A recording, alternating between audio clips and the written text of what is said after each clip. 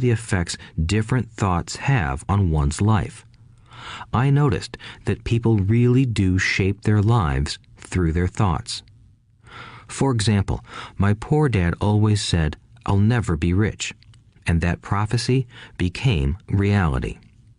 My rich dad, on the other hand, always referred to himself as rich. He would say things like, "I'm a rich man and rich people don't do this." Even when he was flat broke after a major financial setback, he continued to refer to himself as a rich man. He would cover himself by saying, "There is a difference between being poor and being broke. Broke is temporary. Poor is eternal." My poor dad would say, "I'm not interested in money," or "money doesn't matter." My rich dad always said, "Money is power."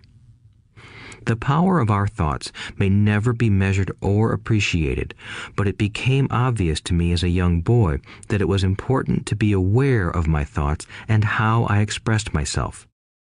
I noticed that my poor dad was poor, not because of the amount of money he earned, which was significant, but because of his thoughts and actions. As a young boy having two fathers, I became acutely aware of being careful about which thoughts I chose to adopt as my own. Should I listen to my rich dad or to my poor dad? Although both men had tremendous respect for education and learning, they disagreed about what they thought was important to learn.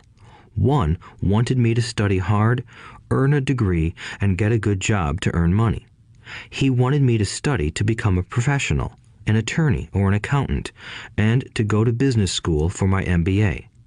The other encouraged me to study to be rich, to understand how money works, and to learn how to have it work for me. "I don't work for money" were words he would repeat over and over. "Money works for me." At the age of 9, I decided to listen to and learn from my rich dad about money.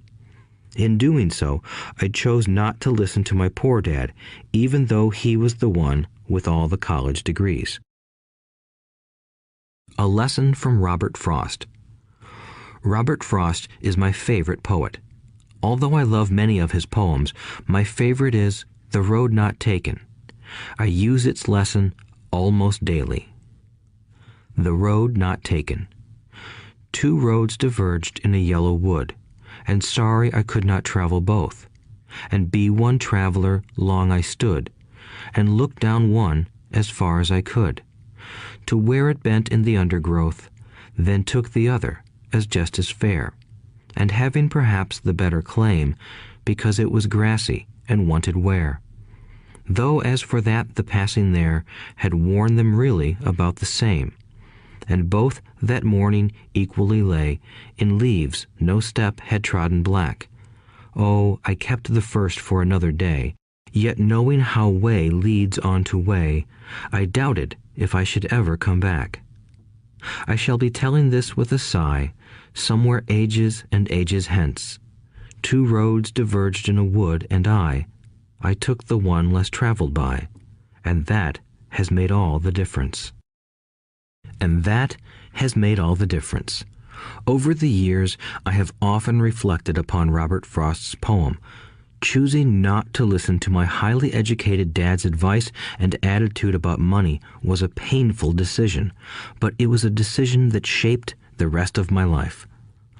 Once I made up my mind about whom to listen to, my education about money began. My rich dad taught me over a period of 30 years until I was 39 years old. He stopped once he realized that I knew and fully understood what he had been trying to drum into my often thick skull. Money is one form of power, but what is more powerful is financial education. Money comes and goes, but if you have the education about how money works, you gain power over it and can begin building wealth.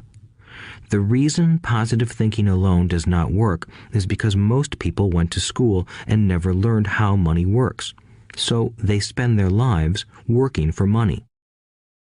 Because I was only 9 years old when I started, the lessons my rich dad taught me were simple. And when it was all said and done, there were only 6 main lessons repeated over 30 years. This audiobook is about those 6 lessons, put as simply as possible, just as simply as my rich dad put forth those lessons to me. The lessons are meant not to be answers, but guideposts that will assist